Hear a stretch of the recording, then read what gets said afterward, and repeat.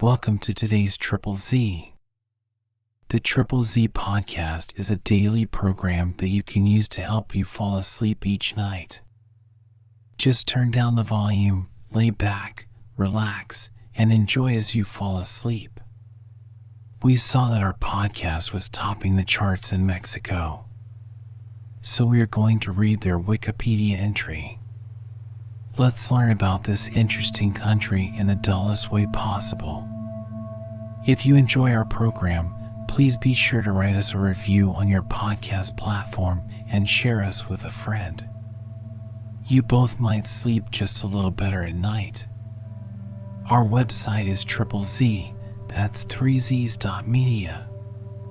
You can also like and share our content on Facebook or our Instagram account ZZZ Media Podcast. Music for today's episode was provided by the Sleep Channel on Spotify. Mexico, officially the United Mexican States, is a country in the southern portion of North America. It is bordered to the north by the United States, to the south and west by the Pacific Ocean, to the southeast by Guatemala, Belize, and the Caribbean Sea, and to the east by the Gulf of Mexico. Mexico covers 1,972,550 square kilometers, 761,610 square miles, making it the world's 13th largest country by area. With a population of almost 130 million, it is the 10th most populous country and has the most Spanish speakers. Mexico is organized as a federal republic comprising 31 states and Mexico City, its capital. Human presence in pre-Columbian Mexico goes back to 8000 BCE. It became one of the world's 6 cradles of civilization. The Mesoamerican region was home to many intertwined civilizations, including the Olmec, Maya, Zapotec, Teotihuacan, and Purapeca. The Aztecs dominated the region in the century before European contact. In 1521, the Spanish Empire and its indigenous allies conquered the Aztec Empire from its capital Tenochtitlan, now Mexico City, establishing the colony of New Spain. Over the next 3 centuries, Spain and the Catholic Church expanded the territory, enforced Christianity, and spread the Spanish language. With the discovery of rich deposits of silver in Zacatecas and Guanajuato, New Spain became one of the most important mining centers worldwide. The colonial order came to an end in the early 19th century with the Mexican War of Independence. Mexico's early history as an independent nation-state was marked by political and socio-economic upheaval, both domestically and in foreign affairs. The United States invaded as a consequence of the Texas Revolt by American settlers, which led to the Mexican-American War and huge territorial losses in 1848. After the introduction of liberal reforms in the Constitution of 1857, conservatives reacted with the War of Reform and prompted France to invade the country and install an empire against the Republican resistance led by liberal President Benito Juárez, which emerged victorious. The last decades of the 19th century were dominated by the dictatorship of Porfirio Diaz, who sought to modernize Mexico and restore order. However, the Porfiriato era led to great social unrest and ended with the outbreak in 1910 of the decade-long Mexican Revolution, Civil War. This conflict led to profound changes, including the proclamation of the 1917 Constitution, which remains in effect to this day. The remaining war generals ruled as a succession of presidents until the Institutional Revolutionary Party, PRI, emerged in 1929. The PRI governed Mexico for the next 70 years, first under a set of paternalistic developmental policies of considerable economic success. During World War II, Mexico also played an important role for the Allied war effort. Nonetheless, The PRI regime resorted to repression and electoral fraud to maintain power and move the country to a more US-aligned neoliberal economic policy during the late 20th century. This culminated with the signing of the North American Free Trade Agreement in 1994, which caused a major indigenous rebellion in the state of Chiapas. PRI lost the presidency for the first time in 2000 against the Conservative Party, PAN. Mexico has the world's 15th largest economy by nominal GDP and the 11th largest by PPP, with the United States being its largest economic partner. As a newly industrialized and developing country ranking 86th high in the Human Development Index, its large economy and population, cultural influence, and steady democratization make Mexico a regional and middle power, which is also identified as an emerging power by several analysts. Mexico ranks first in the Americas and 7th in the world for the number of UNESCO World Heritage Sites. It is also one of the world's 17 megadiverse countries, ranking 5th in natural biodiversity. Mexico's rich cultural and biological heritage, as well as varied climate and geography, makes it a major tourist destination. As of 2018, it was the 6th most visited country in the world, with 39 million international arrivals. However, the country continues to struggle with social inequality, poverty, and extensive crime. It ranks poorly on the Global Peace Index, due in large part to ongoing conflict between drug trafficking syndicates. This drug war has led to over 120,000 deaths since 2006. Mexico is a member of United Nations, the G20, the Organization for Economic Cooperation and Development, OECD, the World Trade Organization, WTO, the Asia-Pacific Economic Cooperation Forum, the Organization of American States, Community of Latin American and Caribbean States, and the Organization of Ibero-American States. Mexico is the Nahuatl term for the heartland of the Aztec Empire, namely the Valley of Mexico and surrounding territories, with its people being known as the Mexica. It is generally believed that the toponym for the valley was the origin of the primary ethnonym for the Aztec Triple Alliance, but it may have been the other way around. In the colonial era, 1521 to 1821, Mexico was called New Spain. In the 18th century, this central region became the Intendancy of Mexico during the reorganization of the empire, the Bourbon reforms. After New Spain achieved independence from the Spanish Empire in 1821 and became a sovereign state, the territory came to be known as the State of Mexico, with the new country being named after its capital, Mexico City. The official name of the country has changed as the form of government has changed.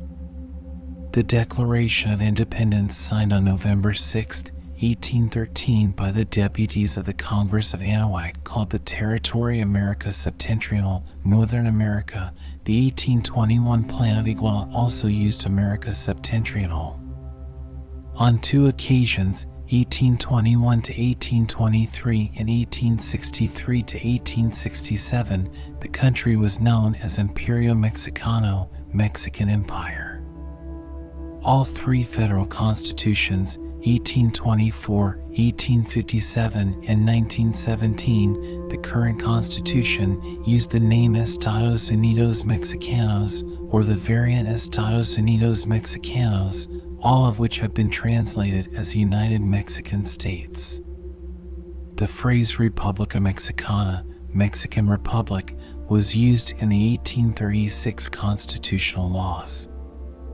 The earliest human artifacts in Mexico are chips of stone tools found near campfire remains in the Valley of Mexico and radiocarbon dated to circa 10,000 years ago. Mexico is the site of the domestication of maize, tomato, and beans, which produced an agricultural surplus. This enabled the transition from Paleo-Indian hunter-gatherers to sedentary agricultural villages beginning around 5000 BCE. In the subsequent formative eras, maize cultivation and cultural traits such as a mythological and religious complex and a vigesimal-based 20 numeric system were diffused from the Mexican cultures to the rest of the Mesoamerican culture area. In this period, villages became more dense in terms of population, becoming socially stratified with an artisan class and developing into chiefdoms. The most powerful rulers have religious and political power, organizing the construction of large ceremonial centers. The earliest complex civilization in Mexico was the Olmec culture, which flourished on the Gulf Coast from around 1500 BCE. Olmec cultural traits diffused through Mexico into other formative era cultures in Chiapas, Oaxaca, and the Valley of Mexico. The formative period saw the spread of distinct religious and symbolic traditions, as well as artistic and architectural complexes. The formative era of Mesoamerica is considered one of the 6 independent cradles of civilization. In the subsequent pre-classical period, the Maya and Zapotec civilizations developed complex centers at Calakmul and Monte Alban, respectively.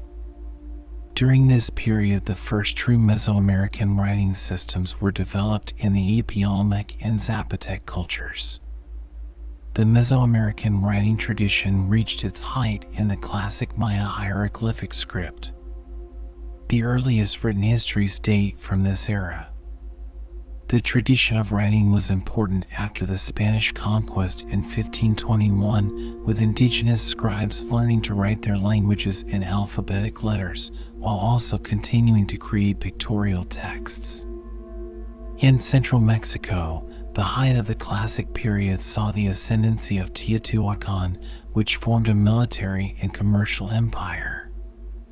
Teotihuacan, with a population of more than 150,000 people, had some of the largest pyramidal structures in the pre-Columbian Americas. After the collapse of Teotihuacan around 600 AD, competition ensued between several important political centers in central Mexico such as Zacacalco and Cholula. At this time, during the AP Classic, Nahua peoples began moving south into Mesoamerica from the north and became politically and culturally dominant in central Mexico as they displaced speakers of Otomanguean languages. During the early post-classic era, ca. 1000 to 1519 CE, central Mexico was dominated by the Toltec culture, Oaxaca by the Mixtec, and the lowland Maya area had important centers at Chichen Itza and Mayapan. Toward the end of the post-classic period, the Mexica established dominance, establishing a political and economic empire based in the city of Tenochtitlan, modern Mexico City, extending from central Mexico to the border with Guatemala. Alexander von Humboldt popularized the modern usage of Aztec as a collective term applied to all the people linked by trade, custom, religion, and language to the Mexica state and Excontotoloyan, the Triple Alliance. In 1843, with the publication of the work of William H. Prescott, it was adopted by most of the world. This usage has been the subject of debate since the late 20th century. Although the Spanish Empire had established colonies in the Caribbean starting in 1493, only in the second decade of the 16th century did they begin exploring the east coast of Mexico. The Spanish first learned of Mexico during the Juan de Grijalva expedition of 1518. The Spanish conquest of the Aztec Empire began in February 1519 when Hernán Cortés founded the Spanish city of Veracruz. The 1521 capture of Tenochtitlan and immediate founding of the Spanish capital Mexico City on its ruins was the beginning of a 300-year-long colonial era during which Mexico was known as Nueva España, New Spain. Two factors made Mexico a jewel in the Spanish Empire: the existence of large, hierarchically organized Mesoamerican populations that rendered tribute and performed obligatory labor, and the discovery of vast silver deposits in northern Mexico. The Kingdom of New Spain was created from the remnants of the Aztec Empire. The two pillars of Spanish rule were the state and the Roman Catholic Church, both under the authority of the Spanish crown. In 1493, the Pope had granted sweeping powers to the Spanish monarchy for its overseas empire, with the proviso that the crown spread Christianity in its new realms. In 1524, King Charles I created the Council of the Indies based in Spain to oversee state power in its overseas territories. In New Spain, the crown established a high court in Mexico City, the Real Audiencia, and then in 1535 created the Viceroyalty of New Spain. The viceroy was highest official of the state. In the religious sphere, the Diocese of Mexico was created in 1530 and elevated to the Archdiocese of Mexico in 1546, with the Archbishop as the head of the ecclesiastical hierarchy. Castilian Spanish was the language of rulers. The Catholic faith was the only one permitted, with non-Catholics and Catholics, excluding Indians, holding unorthodox views, being subject to the Mexican Inquisition, established in 1571. Spanish military forces, sometimes accompanied by native allies, led expeditions to conquer territory or quell rebellions through the colonial era. Notable Amerindian revolts in sporadically populated northern New Spain include the Chichimeca War, 1576–1606, Tepehuan Revolt, 1616–1620, and the Pueblo Revolt, 1680. The Tzeltal Rebellion of 1712 was a regional Maya revolt. Most rebellions were small-scale and local, posing no major threat to the ruling elites. To protect Mexico from the attacks of English, French, and Dutch pirates and protect the crown's monopoly of revenue, only two ports were open to foreign trade: Veracruz on the Atlantic, connecting to Spain, and Acapulco on the Pacific, connecting to the Philippines. Among the best-known pirate attacks are the 1663 sack of Campeche and 1683 attack on Veracruz. Of greater concern to the crown was a foreign invasion, especially after Britain seized in 1762 the Spanish ports of Havana, Cuba, and Manila in the 7 Years' War. It created a standing military, increased coastal fortifications, and expanded the northern presidios and missions into Alta California. The volatility of the urban poor in Mexico City was evident in the 1692 riot in the Zocalo. The riot over the price of maize escalated to a full-scale attack on the seats of power, with the viceregal palace and the archbishop's residence attacked by the mob. The upheaval in the Spanish Empire that resulted in the independence of most of its New World territories was due to Napoleon Bonaparte's invasion of Spain in 1808. In Mexico, elites argued that sovereignty now reverted to the people and that town councils, cabildos, were the most representative bodies. On September 16, 1810, secular priest Miguel Hidalgo y Costilla declared against bad government in the small town of Dolores, Guanajuato. This event, known as the Cry of Dolores, Spanish, Grito de Dolores, is commemorated each year on September 16th as Mexico's Independence Day. Hidalgo and some of his soldiers were eventually captured. Hidalgo was defrocked, and they were executed by firing squad on July 31, 1811. The first 35 years after Mexico's independence were marked by political instability and the changing of the Mexican state from a transient monarchy to a fragile federative republic. There were military coups d'état, foreign invasions, ideological conflict between conservatives and liberals, and economic stagnation. Catholicism remained the only permitted religious faith, and the Catholic Church as an institution retained its special privileges, prestige, and property, a bulwark of conservatism. The Army, another conservative-dominated institution, also retained its privileges.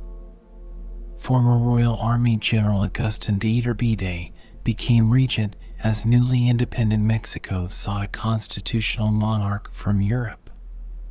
When no member of a European royal house desired the position, Iturbide himself was declared Emperor Augustin I. The young and weak United States was the first country to recognize Mexico's independence, sending an ambassador to the court and sending a message to Europe via the Monroe Doctrine not to intervene in Mexico. The emperor's rule was short, 1822 to 1823, and he was overthrown by army officers in the Plan of Casamata. After the forced abdication of the monarch, the first Mexican Republic was established. In 1824, a constitution of a federated republic was promulgated, and former Insurgent General Guadalupe Victoria became the first president of the republic, the first of many army generals to hold the presidency. Central America, including Chiapas, left the Union. In 1829, former Insurgent General and fierce liberal Vicente Guerrero, a signatory of the Plan de Iguala that achieved independence, became president in a disputed election. During his short term in office, April to December 1829, he abolished slavery. As a visibly mixed-race man of modest origins, Guerrero was seen by white political elites as an interloper. His conservative vice president, former Royalist General Anastasio Bustamante, led a coup against him, and Guerrero was judicially murdered. There was constant strife between the liberals, also known as Federalists, who were supporters of a federal form of decentralized government, and their political rivals, the conservatives, also known as centralists, who proposed a hierarchical form of government. Mexico's ability to maintain its independence and establish a viable government was in question. Spain attempted to reconquer its former colony during the 1820s, but eventually recognized its independence. France attempted to recoup losses it claimed for its citizens during Mexico's unrest and blockaded the Gulf Coast during the so-called Pastry War of 1838 to 1839. General Antonio Lopez de Santa Anna emerged as a national hero because of his role in both these conflicts. Santa Anna came to dominate the politics for the next 25 years, often known as the Age of Santa Anna, until his own overthrow in 1855. Mexico also contended with indigenous groups which controlled territory that Mexico claimed in the north. The Comanche controlled a huge territory in sparsely populated central and northern Texas. Wanting to stabilize and develop the frontier, the Mexican government encouraged Anglo-American immigration into present-day Texas, a region that bordered the United States. There were few settlers from central Mexico moving to this remote and hostile territory. Mexico by law was a Catholic country. The Anglo-Americans were primarily Protestant English speakers from the southern United States. Some brought their black slaves, which after 1829 was contrary to Mexican law. In 1835, Santa Anna sought to centralize government rule in Mexico, suspending the 1824 Constitution and promulgating the 7 laws, which placed power in his hands. As a result, civil war spread across the country. 3 new governments declared independence: the Republic of Texas, the Republic of the Rio Grande, and the Republic of Yucatan. 129 to 137. The largest blow to Mexico was the U.S. invasion of Mexico in 1846 and the Mexican-American War. Mexico lost much of its sparsely populated northern territory, sealed in the 1848 Treaty of Guadalupe Hidalgo. Despite that disastrous loss, Santa Anna returned to the presidency yet again before being ousted and exiled in the liberal revolution of Ayutla. The overthrow of Santa Anna and the establishment of a civilian government by liberals allowed them to enact laws that they considered vital for Mexico's economic development. The liberal reform attempted to modernize Mexico's economy and institutions along liberal principles. They promulgated a new constitution of 1857, separating church and state, stripping the church and the military of their special privileges, fueros, mandating the sale of church-owned property and sale of indigenous community lands, and secularizing education. Conservatives revolted, touching off civil war between rival liberal and conservative governments, 1858 to 1861. The liberals defeated the conservative army on the battlefield, but conservatives sought another solution to gain power via foreign intervention by the French. Mexican conservatives asked Emperor Napoleon III to place a European monarch as head of state in Mexico. The French army defeated the Mexican army and placed Maximilian Habsburg on the newly established throne of Mexico, supported by Mexican conservatives and propped up by the French army. The liberal republic under Benito Juárez was basically a government in internal exile, but with the end of the Civil War in the U.S. In April 1865, that government began aiding the Mexican Republic. 2 years later, the French army withdrew its support, but Maximilian remained in Mexico. Republican forces captured him and he was executed. The restored republic saw the return of Juárez, the personification of the embattled republic, as president. The conservatives had been not only defeated militarily, but also discredited politically for their collaboration with the French invaders. Liberalism became synonymous with patriotism. The Mexican army that had its roots in the colonial Royal Army and then the army of the early republic was destroyed. New military leaders had emerged from the War of the Reform and the conflict with the French, most notably Porfirio Diaz, a hero of the Cinco de Mayo, who now sought civilian power. Juárez won re-election in 1867, but was challenged by Diaz. Diaz then rebelled, crushed by Juárez.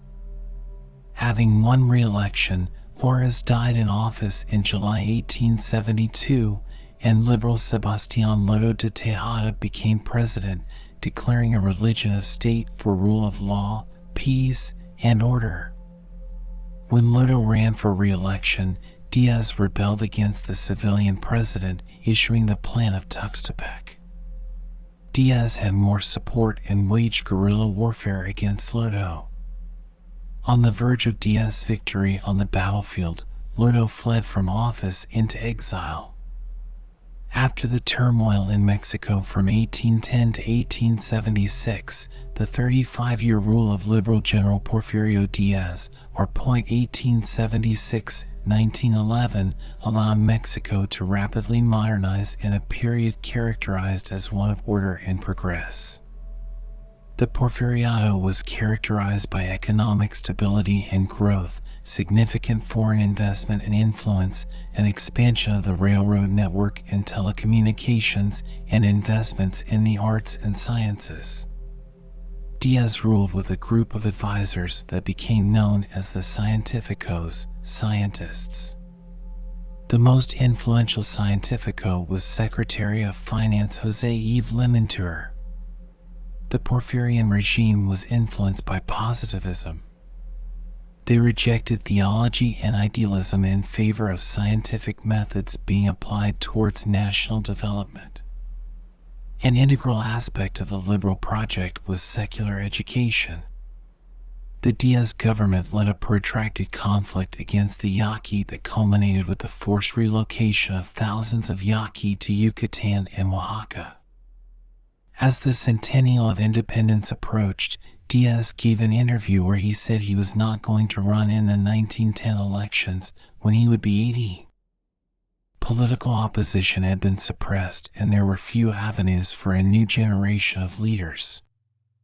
But his announcement set off a frenzy of political activity, including the unlikely candidacy of the scion of a rich landowning family, Francisco I.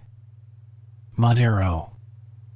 Madero won a surprising amount of political support when Diaz changed his mind and ran in the election, jailing Madero. The September centennial celebration of independence was the last celebration of the Porfiriato.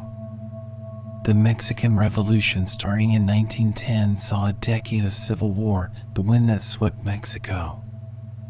The Mexican Revolution was a decade-long transformational conflict. It began with scattered uprisings against President Diaz after the fraudulent 1910 election, his resignation in May 1911, demobilization of rebel forces, and an interim presidency of a member of the Old Guard, and the democratic election of a rich, civilian landowner, Francisco I. Madero in fall 1911. In February 1913, a military coup d'etat overthrew Madero's government with the support of the U.S., resulting in Madero's murder by agents of Federal Army General Victoriano Huerta. A coalition of anti-Huerta forces in the north, the Constitutional Army led by Governor of Coahuila Venustiano Carranza, and a peasant army in the south under Emiliano Zapata defeated the Federal Army. In 1914, that army was dissolved as an institution, leaving only revolutionary forces. Following the revolutionaries' victory against Huerta, they sought to broker a peaceful political solution, but the coalition splintered, plunging Mexico again into a civil war. Constitutionalist General Pancho Villa, commander of the Division of the North, broke with Carranza and allied with Zapata.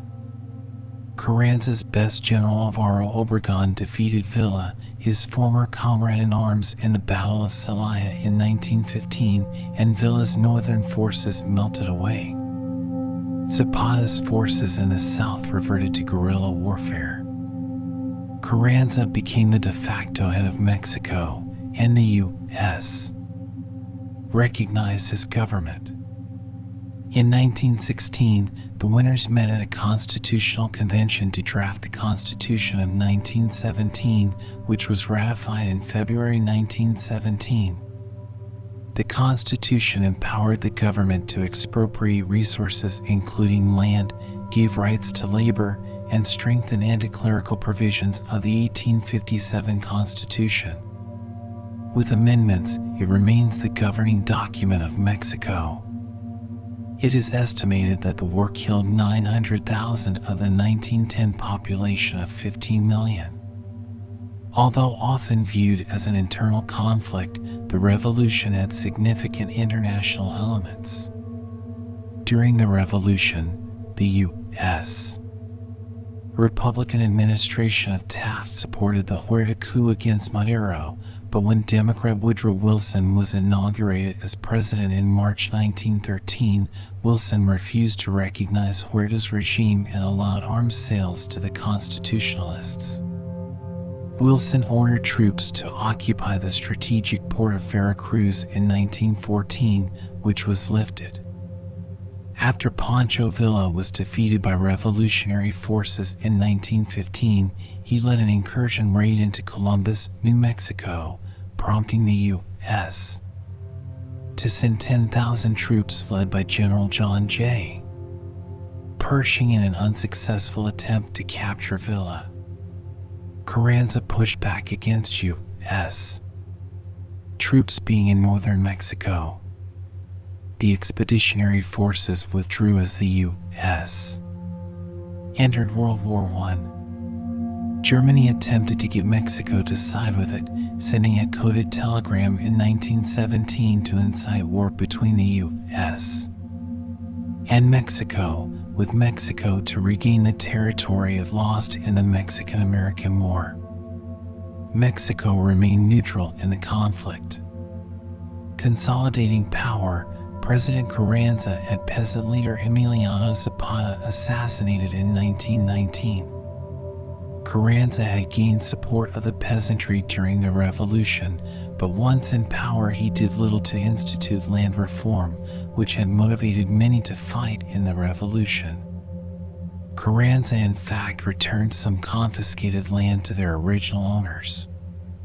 President Carranza's best general, Obregón, served briefly in his administration, but returned to his home state of Sonora to position himself to run in the 1920 presidential election.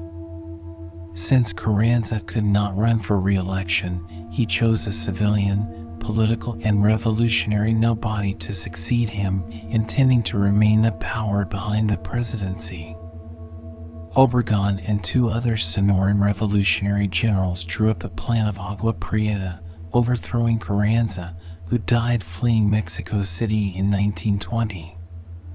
General Adolfo de la Huerta became interim president, followed by the election of General Alvaro Obregón. The first quarter century of the post-revolutionary period, 1920 to 1946, was characterized by revolutionary generals serving as presidents of Mexico, including Alvaro Obregón, 1920 to 24, Plutarco Elias Calles, 1924 to 28, Lázaro Cárdenas, 1934 to 40, and Manuel Ávila Camacho, 1940 to 46.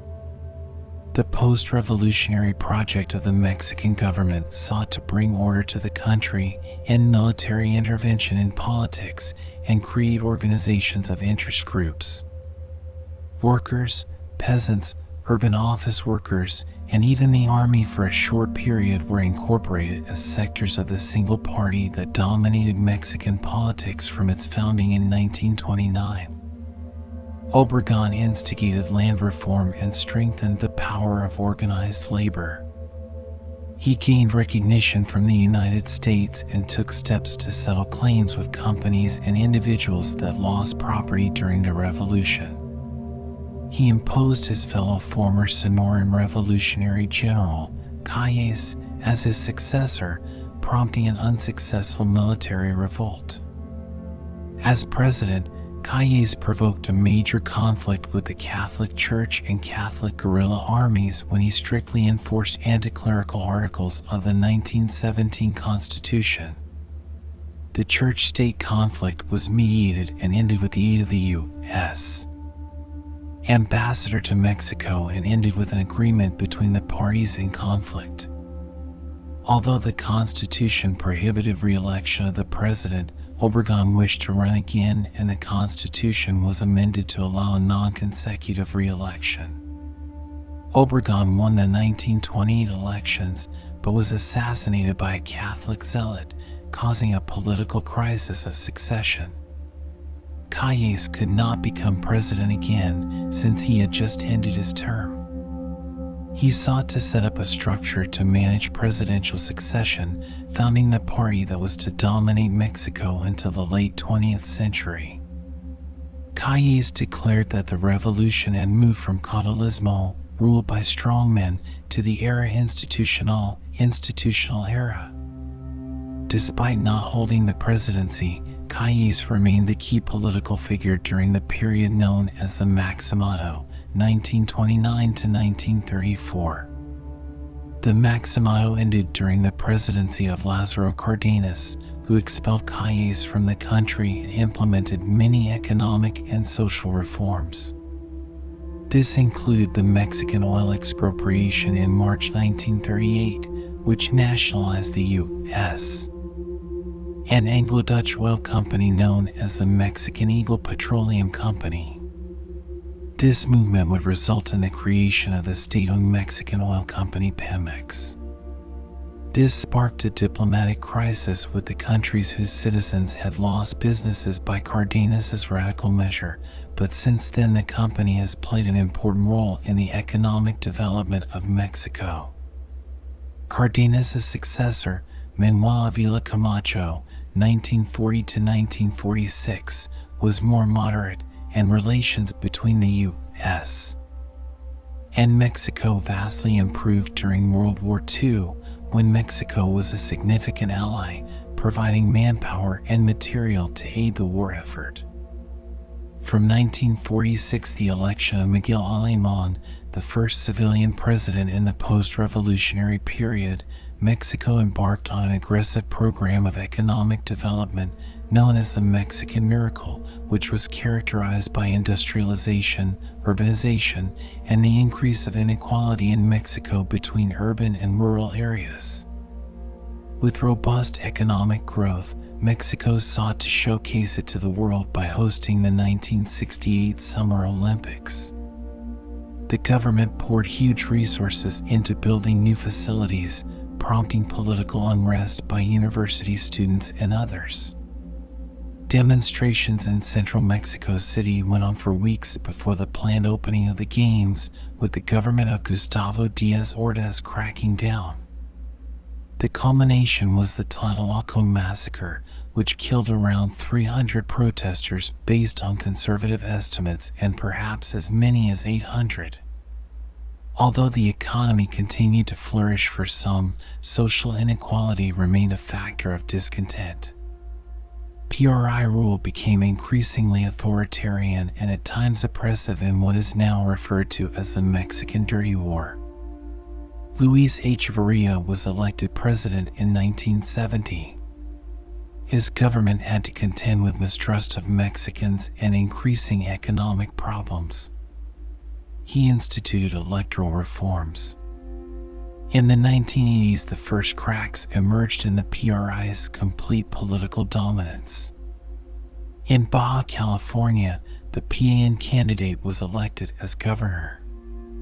When de la Madrid chose Carlos Salinas de Gortari as the candidate for the PRI, and therefore a foregone presidential victor, Cuauhtémoc Cárdenas, son of former President Lázaro Cárdenas, broke with the PRI and challenged Salinas in the 1988 elections. In 1988, there was massive electoral fraud, with results showing that Salinas had won the election by the narrowest percentage ever. There were massive protests in Mexico City to the stolen election. Salinas took the oath of office on December 1, 1988. In 1990, the PRI was famously described by Mario Vargas Llosa as the perfect dictatorship, but by then there had been major challenges to the PRI's hegemony. Salinas embarked on a program of neoliberal reforms that fixed the exchange rate of the peso, controlled inflation, opened Mexico to foreign investment, and began talks with the U.S. and Canada to join their free trade agreement. In order to do that, the Constitution of 1917 was amended in several important ways. Article 27, which had allowed the government to expropriate natural resources and distribute land, was amended to end agrarian reform and to guarantee private owners' property rights. The anti-clerical articles that muzzled religious institutions, especially the Catholic Church, were amended, and Mexico re-established diplomatic relations with the Holy See. Signing onto the North American Free Trade Agreement, NAFTA, removed Mexico's autonomy over trade policy. The agreement came into effect on January 1, 1994. The same day, the Zapatista Army of National Liberation, EZLN, in Chiapas began armed peasant rebellion against the federal government, which captured a few towns but brought world attention to the situation in Mexico. The armed conflict was short-lived and has continued as a nonviolent opposition movement against neoliberalism and globalization. In 1994, following the assassination of the PRI's presidential candidate Luis Donaldo Colosio, Salinas was succeeded by victorious PRI candidate Ernesto Zedillo. Salinas left Zedillo's government to deal with the Mexican peso crisis, requiring a $50 billion IMF bailout. Major macroeconomic reforms were started by Zedillo, and the economy rapidly recovered and growth peaked at almost 7% by the end of 1999. In 2000, after 71 years, the PRI lost a presidential election to Vicente Fox of the opposition Conservative National Action Party, PAN. In the 2006 presidential election, Felipe Calderón from the PN was declared the winner, with a very narrow margin, 0.58%, over leftist politician Andrés Manuel López Obrador of the Party of the Democratic Revolution, PRD. López Obrador, however, contested the election and pledged to create an alternative government. After 12 years, in 2012, the PRI won the presidency again with the election of Enrique Peña Nieto.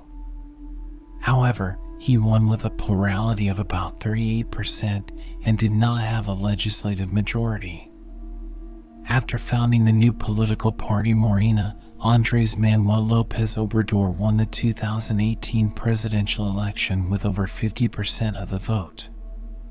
His political coalition, led by his left-wing party founded after the 2012 elections, included parties and politicians from all over the political spectrum. The coalition also won a majority in both the upper and lower Congress chambers. His success is attributed to the country's other strong political alternatives exhausting their chances, as well as the politician adopting a moderate discourse with a focus on conciliation. Mexico has contended with high crime rates, official corruption, narco-trafficking, and a stagnant economy. Many state-owned industrial enterprises were privatized starting in the 1990s with neoliberal reforms, but Pemex, the state-owned petroleum company, is only slowly being privatized, with exploration licenses being issued. In a push against government corruption, the ex-CEO of Pemex has been arrested. Although there were fears of electoral fraud in Mexico's 2018 presidential elections, the results gave a mandate to AMLO. Andrés Manuel López Obrador won a landslide victory in the July 2018 presidential elections and became the first left-wing president for decades. Mexico is located between latitudes 14 degrees and 33 degrees north and longitudes 86 degrees and 119 degrees west in the southern portion of North America. Almost all of Mexico lies in the North American plate, with small parts of the Baja California Peninsula on the Pacific and Cocos plates. Geophysically, some geographers include the territory east of the Isthmus of Tehuantepec, around 12% of the total, within Central America. Geopolitically, however, Mexico is entirely considered part of North America, along with Canada and the United States. Mexico's total area is 1,972,550 square kilometers, 761,606 square miles, making it the world's 13th largest country by total area. It has coastlines on the Pacific Ocean and Gulf of California, as well as the Gulf of Mexico and Caribbean Sea, the latter two forming part of the Atlantic Ocean. Within these seas are about 6,000 square kilometers, 2,317 square miles, of islands, including the remote Pacific Guadalupe Island and the Revillagigedo Islands. From its farthest land points, Mexico is a little over 2,000 miles, 3,219 kilometers, in length. Mexico has 9 distinct regions: Baja California, the Pacific Coastal Lowlands, the Mexican Plateau, the Sierra Madre Oriental, the Sierra Madre Occidental, the Cordillera Neovolcanica, the Gulf Coastal Plain, the Southern Highlands, and the Yucatan Peninsula. Although Mexico is large, much of its land mass is incompatible with agriculture due to aridity, soil, or terrain. In 2018, an estimated 54.9% of land is agricultural, 11.8% is arable, 1.4% is in permanent crops, 41.7% is permanent pasture, and 33.3% is forest. Mexico is crossed from north to south by two mountain ranges known as Sierra Madre Oriental and Sierra Madre Occidental, which are the extension of the Rocky Mountains from northern North America. From east to west at the center, the country is crossed by the Trans-Mexican Volcanic Belt, also known as the Sierra Nevada. A fourth mountain range, the Sierra Madre del Sur, runs from Michoacan to Oaxaca.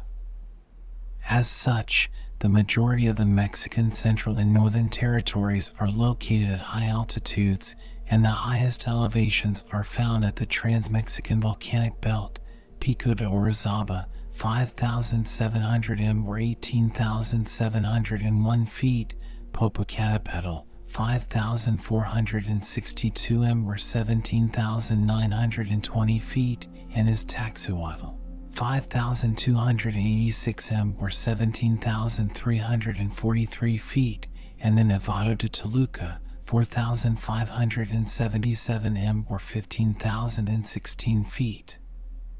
Three major urban agglomerations are located in the valleys between these four elevations: Toluca, Greater Mexico City, and Puebla. An important geologic feature of the Yucatan Peninsula is the Chicxulub crater. The scientific consensus is that the Chicxulub impactor was responsible for the Cretaceous-Paleogene extinction event. Mexico is subject to a number of natural hazards, including hurricanes on both coasts, tsunamis on the Pacific coast, and volcanism. The climate of Mexico is quite varied due to the country's size and topography. Tropic of Cancer effectively divides the country into temperate and tropical zones. Land north of the Tropic of Cancer experiences cooler temperatures during the winter months. South of the Tropic of Cancer, temperatures are fairly constant year-round and vary solely as a function of elevation. This gives Mexico one of the world's most diverse weather systems. Maritime air masses bring seasonal precipitation from May until August. Many parts of Mexico, particularly the north, have a dry climate with only sporadic rainfall, while parts of the tropical lowlands in the south average more than 2,000 millimeters, 78.7 in, of annual precipitation. For example, many cities in the north like Monterrey, Hermosillo, and Mexicali experience temperatures of 40 degrees Celsius 104 degrees Fahrenheit or more in summer. In the Sonoran Desert, temperatures reach 50 degrees Celsius 122 degrees Fahrenheit or more. Descriptors of regions are by temperature, with the Tierra Caliente, hot land, being coastal up to 900 meters, Tierra Templada, temperate land, being from 1,800 meters, Tierra Fria, cold land, extending to 3,500 meters. Beyond the cold lands are the Páramos, alpine pastures, and the Tierra Helada, frozen land, for 0,004 200 meters in central Mexico. Areas south of the Tropic of Cancer with elevations up to 1,000 meters, 3,281 feet, the southern parts of both coastal plains as well as the Yucatan Peninsula, have a yearly median temperature between 24 to 28 degrees Celsius, 75.2 to 82.4 degrees Fahrenheit. Temperatures here remain high throughout the year, with only a 5 degrees Celsius 9 degrees Fahrenheit difference between winter and summer median temperatures. Both Mexican coasts, except for the south coast of the Bay of Campeche and northern Baja California, are also vulnerable to serious hurricanes during the summer and fall. Although low-lying areas north of the Tropic of Cancer are hot and humid during the summer, they generally have lower yearly temperature averages from 20 to 24 degrees Celsius or 68.0 to 75.2 degrees Fahrenheit because of more moderate conditions during the winter.